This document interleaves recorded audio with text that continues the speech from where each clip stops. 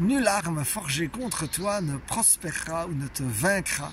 C'est dans Isaïe 54 et c'est la bonne nouvelle du jour. Et c'était la bonne nouvelle. J'ai prêché sur ce thème hier soir à Nantes et c'était vraiment la joie. Alors, la bonne nouvelle, c'est que Jésus, il a 100% d'autorité, parce que Jésus dit « Toute l'autorité m'a été donnée sur le ciel et sur la terre ».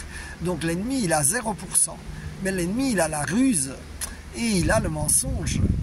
Et lorsque nous regardons Éphésiens 6 avec les armes du chrétien, Saint Paul dit d'abord de se rapprocher de Dieu pour se fortifier et ensuite de revêtir les armes contre les ruses de l'ennemi. Et la première arme, c'est la ceinture de la vérité.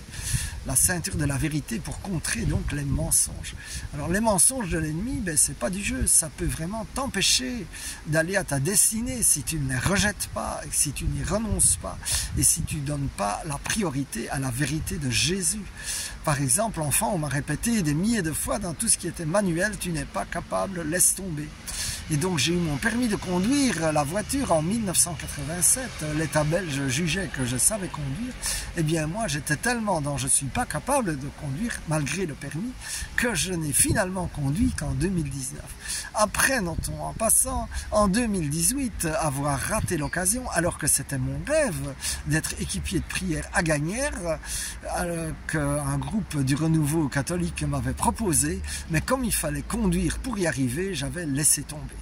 Et l'année suivante, eh bien, c'était Paris Tout est Possible qui me propose d'être équipier de prière et comme par hasard, de nouveau à Gagnères. Et cette fois-ci, j'ai dit stop au mensonge de l'ennemi, j'y arriverai, des millions de gens arrivent à conduire, pourquoi pas moi? Et donc, j'y suis arrivé, un peu péniblement, mais j'y suis arrivé, sans accident. Donc ça, c'était un mensonge de l'ennemi. Et donc maintenant, je conduis sans problème. Alors avec Jésus c'est d'abord impossible, puis c'est difficile et puis c'est fait. Et donc qui vas-tu croire, les mensonges de l'ennemi ou la vérité de Jésus qui en plus a l'autorité?